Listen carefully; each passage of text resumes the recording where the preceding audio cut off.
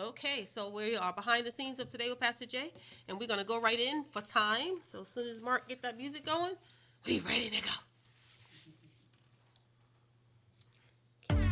You are now tuned in to Today with Pastor Jay on WNZF News Radio, where we discuss inspiring and informative news. And now here's your host, Pastor Jerlyn Denny. Good morning, good morning. Wake up, good morning. This is Today with Pastor Jay on WNZF, where each week we bring you real conversations that inspire faith, hope, and action.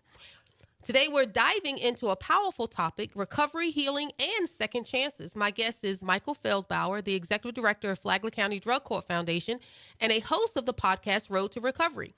He's helping people in our community find restoration and a new way forward. So, Michael, welcome to the show. Well, thank you, Pastor Jay. I appreciate you offering to have me on to have this discussion. I'm excited having you here. So, Michael, what first led you to the work of recovery and eventually into the Drug Court Foundation? Well, I think most of your community knows who Pastor Solano is. Oh, yeah. Okay. Well, after moving here in 2006 to Palm Coast and retiring in early 2007, I needed things to do. And I thought this is the time to start giving back. I had more of a scheduled time to do that. And I got to meet Pastor Charles, and I ended up being a volunteer out at the food pantry, Grace Community Food Pantry, for about 5 years. And during that period of time, toward the end of that 5-year period, Pastor had a desire to open up a recovery house in Flagler County to help people in recovery from drugs and alcohol. And having an administrative background that I do, I joined him, and we helped open up Open Door Reentry Recovery Ministries here in Flagler. And that got me involved deeply into the road to recovery. And our first clients came from the Flagler County Drug Court program, which got me introduced to the drug court. After a period of time, we found it was very difficult to take our particular participants from drug court because drug court has a very extensive program, and so did Pastor Solano's Open Door Reentry Ministry. So the decision that Pastor made was to stop taking participants from the drug court. He would vet them individually from the jail and for other places and bring them into the ministry to keep that going. And at that time, the drug court asked me to stay on. So I made a decision that maybe it'd be better if we have coming from two different directions in our community. And so I stayed on with the drug court. And then shortly after staying on with them, I got involved with the Drug Court Foundation, which had been started in 2009 by some local community members and a couple of members of the actual drug court team back then, and got involved with them, and eventually got roped into some of their officers' positions that needed help. And at a point in time, at one point in time, the current president or executive director, whichever you want to call us, it doesn't matter. We just don't call us late. I know that's right. Developed a medical issue and stepped down, and I was asked to step up. So that's how it got me involved. Okay. So you didn't retire; you just, refired, as you can say, as we say. That's exactly it. At my company that I work for, when they had the retirement party for me, I said, I'm not. I'm just going to be changing. So tell us about your podcast, Road to Recovery. What stories do you share, and why do they matter? Well, going back a couple of years ago, we were trying to find a better way to get the word out into our community and what's going on in the world of recovery here in Flagler County. And since I was involved with the drug court, I had a lot of people that I could deal with on both sides, those coming into the recovery world and those that are helping in the recovery world. And I thought it was an important thing to get more information out into our community. And podcasts at that time were starting to become more and more popular. So I decided, okay, I'm going to set up a podcast studio in my office at my home to develop and to put on and to bring people that are in the program so they can tell their story, people that have graduated the program so they can tell their story, family members that could tell the story how they've suffered through what their kids and family members have gone through. And I started gathering up equipment and stuff like that. And then a friend of mine who I understand you've talked to recently too, Alan Lowe, was looking to get a better word out of when he was running in his political world. And Alan and I were friends, so we got talking and said, why should we start two different podcast things? Mm-hmm. We got together and formed one studio. Wow. And each of us had our own podcast. Mine was The Road to Recovery, which we want to get the word out to Flagler County and surrounding of what's happening about substance abuse in Flagler County, what's out there to help people that are involved with substance abuse, and how we can help families that have been involved in it. And that's how that started, and that's how it's going. And we have, if you go on to the Flagler Voice YouTube channel or their Facebook page, and then tag on to the Road to Recovery, you can see many of the ones that we've already done. I'll warn you, sometimes you need a box of toilet tissue paper with you. But there are also some great happy stories that people have successfully taken that road to recovery. Just recently, you organized a bridge walkover for the International Overdose Awareness Day. What did that event mean to you personally, and what message did it send to our community? Okay. Well, let's go back just a little bit. We've been doing August is International Overdose Awareness. August 31st is always International Overdose Awareness Day. And for the last 7 years, we've tried to hold events to bring the community out to understand what's going on. And we've done the walk over the bridge, and we start at Wadsworth Park and then go into Veterans Park in Flagler Beach, I think for the last 4 years. And it has been growing every year. We have people there that, again, talk about their own personal experiences being overdosed and how they've been saved.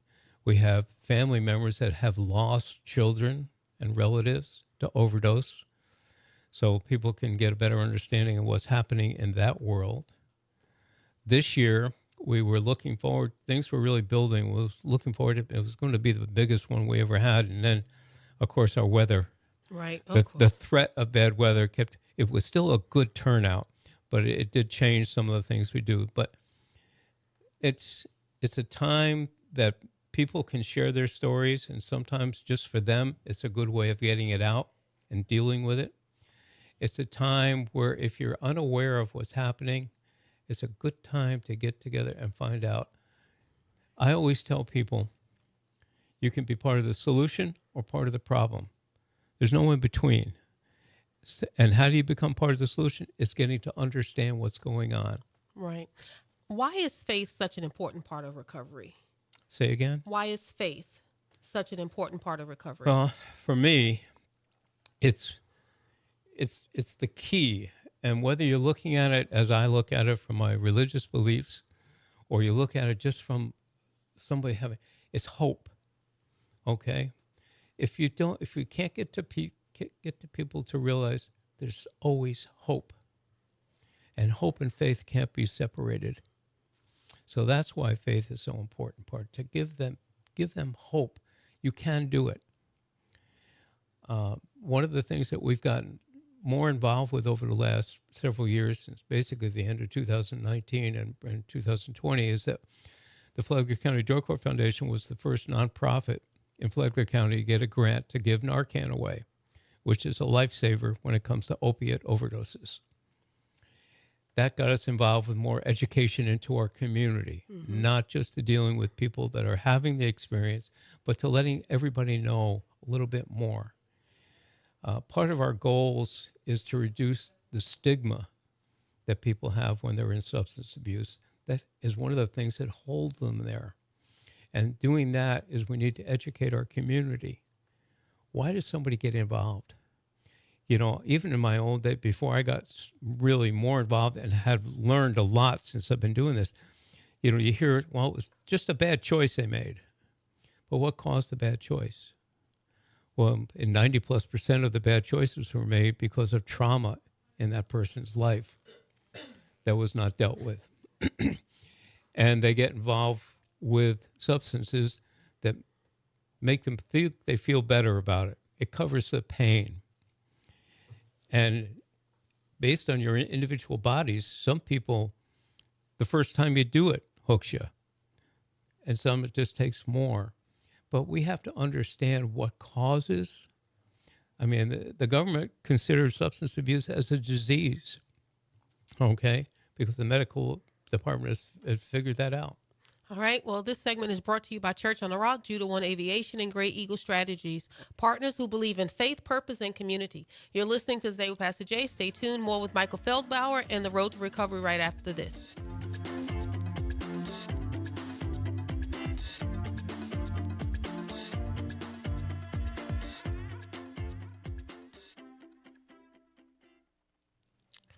Ready? Welcome back to Today with Pastor Jay, and I'm here with Michael Feldbauer, Executive Director of the Flagler County Drug Court Foundation and host of Road to Recovery. And before the break, you were talking about the stigma, about those who are dealing with it and the root causes. Right. I want you to go ahead and finish that conversation. Okay. Let's just people understand, how do people get involved with substance abuse? In the 12, 13 years that I've been doing this now, I've not met one person that started off wanting to become an addict. Okay? We have to look at what caused it. Most of it's caused by early life trauma. Some of it's caused because of medical issues and people didn't take care of the medicines that were given, caused them to become addicted to it. But we have to be able to get involved in treating that, okay? Not just covering it with a Band-Aid, but for the community to help people in recovery. If I keep saying, Pastor Jay, you'll be nothing for the rest of your life, nothing but a bum. You're just terrible person. After a while, you hear it long enough, you believe it. Well, you know, So death and life is in the power of the tongue. So that's it. We have to change words can that. tear down or build up. That's so it. True. Mm-hmm. So as I said earlier, right before the break, you can be part of the problem or part of the solution. Part of the solution is we have a better attitude. Okay, we get an understanding. Can you share a story of someone whose life was transformed through the program? I sure can. We had a young man, one of these experiences that his substance abuse was because of a medical thing. It was in a severe automobile accident at age 13. And until he got into the drug court program at, I believe it was age 29 or 30, he had never been without pain medication. And of course, most of those later years, doctors weren't issuing the prescriptions anymore, so he was buying it off the street. So you're looking at 20 some odd years of substance abuse with opiate medications. He came through the program, did extremely well, made a decision. He made a decision. He wanted it now, okay, because that's an important factor. And since he was in the program, and I think when he hit age 31 to his current age now, he's never even had an aspirin.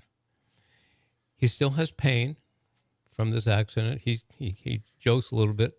He can't go through a metal detector without getting stopped. He's got so much of that.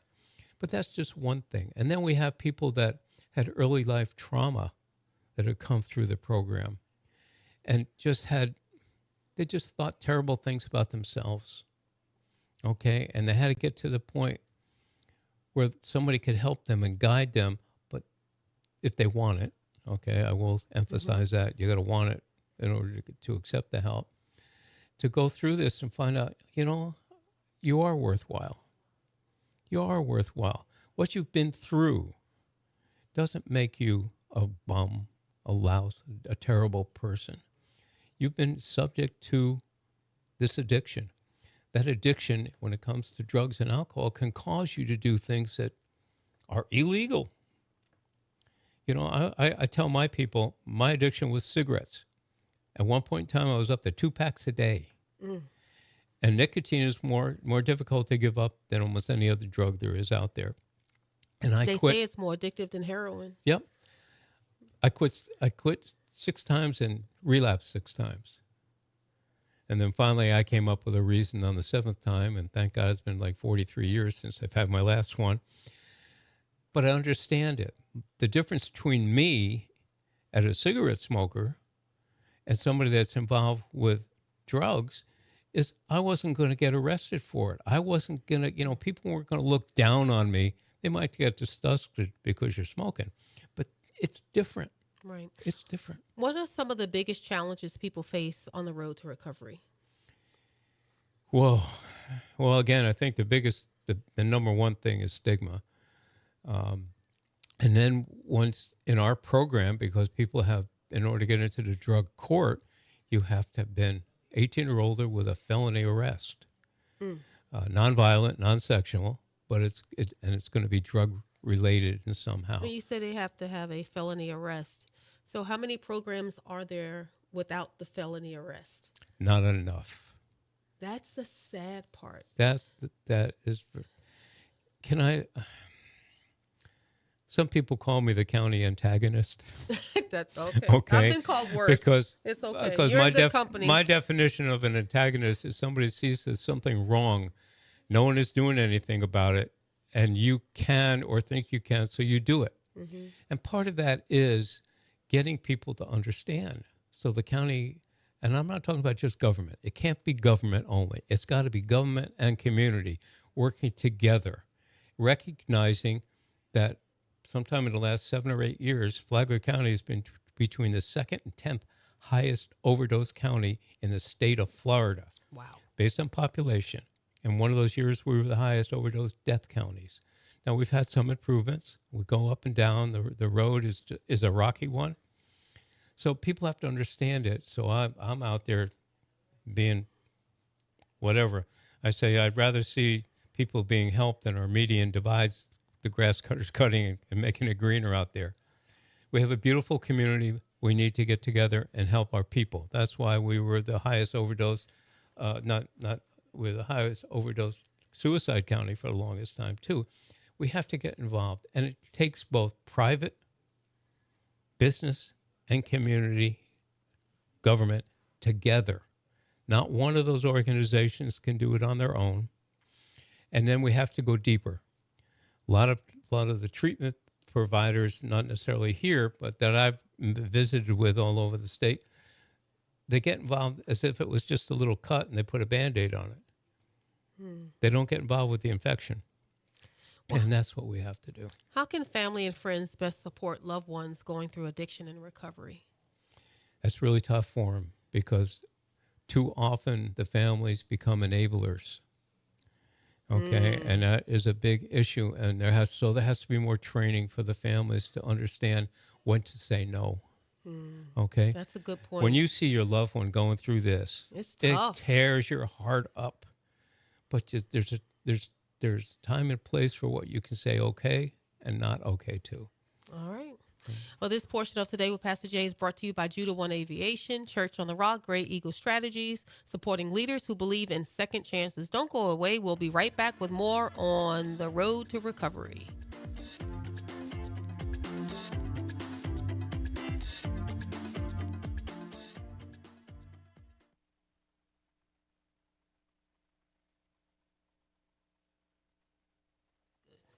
All right, I'm ready.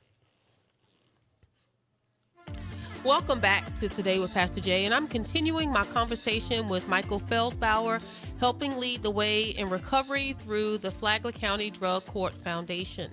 Today's scripture reflection is Psalms 147:3, and it says, He heals the brokenhearted and binds up their wounds. And that's the promise of God, that no matter how deep the hurt, He is able to bring healing. And that's really what recovery is about, restoring lives, mending families, and offering hope. So, Mike, how can our listeners support the mission of the Flagler County Drug Court Foundation? Okay, we're always looking for two main things. Obviously, we need funding. We need money. And we are a nonprofit in the county. We're a small group.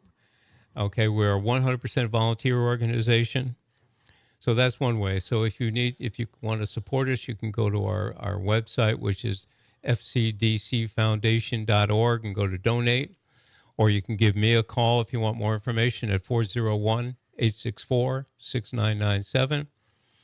Or we're looking for people that have different personal skills and giftings that God has given them to help people to come on board and be part of the foundation. So if you have that desire, we'd love to talk to you. We always need more people because the more people we have, the less burdens there are on individuals within the group to take care of things like that. We have two major fundraisers in the year, one in the spring, which is a golf tournament that we've been running for now. And then coming up November 1st, we have what we call our Ride for Recovery. It targets motorcycles, Jeeps, Broncos, four wheels all over. We have a good time. And it's not just about the money, though money's important there. But then again, we get to mingle with the community and let them know what's going on and try to get them involved and understanding. If someone is listening right now and they're struggling or love someone who is, what's the first step they can take toward recovery? Well, the first step is to find something, some organization like us that we can direct them to places that would be better helpful for them. The Flagler County Drug Court Foundation, we are not a treatment provider. Okay, so we need to direct them to places that we're aware of. Mm-hmm. Okay, we do mentor people in the program and outside the program. We've expanded. We don't limit our help to people just in the program, which is a predominance that comes first because of how we're founded. But if you're outside the program, we can also offer different help and direction. And that's it. We need to get more organizations that have hearts. Okay? I know that. Anybody wants to become one of our people, they have to have a heart for helping people because it's obviously not about the money. Okay? I won't go into my comments any further on that, but you all know what I'm talking about. We do. So what's your prayer or vision for the future of recovery in Flagler County? Well, my prayer is, again, the community gets to have a better understanding of what's going on and that we start providing more places, even for people that are not in recovery, that they can go and enjoy time without drugs and alcohol being the focus. Okay? I'd love to have a sober club in our community where people, my wife and I, we don't drink, not because we were, but we had other reasons to make sure it wasn't in our house. Where do we go if we want to have a good time? You're right. There's no place. There is no place. So that's one of my dreams. My dreams and hope, too, that the Flagler County Drug Court Foundation would end up having at least one women's facility and one men's facility housing, sober living, because people in the drug court program here have to have a legal Flagler address. And a lot of them have burnt their bridges, and they don't have places to go. So we'd like to do that. Those are long range because they are very costly, both of them. But those are things that we're hoping that we can get the community to get behind and help us with. If anybody wants to talk with us in person, we're always down the first Friday down at Flagler Beach. Yep. We set up down there. We talk to people about what's going on. We give the free Narcan out. We instruct places. We provide our Narcan team provided Narcan for the entire Flagler County school system. It was a big project that our team worked on with the school board, and we got it into all the schools. Our county tax department came to us. They said, we have 100,000 people coming through our doors. Wow. We need to have that. So we did a training for the tax department and supplied them. Our team trained the Flagler County Health Department. Oh, wow. So that's super cool. There's so many things we can do. Right. Well, I want to thank you again, Michael, for sharing that, and we get the information out to the community and your heart in what you do for Flagler County. So today, Michael reminded us that recovery isn't just possible, it's a journey of healing, hope, and second chances. God is still in the business of restoring lives. So I'll leave you with this. Yesterday is gone. Tomorrow isn't promised. What are you going to do today? Maybe today you reach out for help. Maybe you extend grace to someone fighting their battle. Maybe you simply pray for healing in our community. Until next time, I'm Pastor Jay, and this has been Today with Pastor Jay on WNZF News Radio. Have a blessed day. God bless you.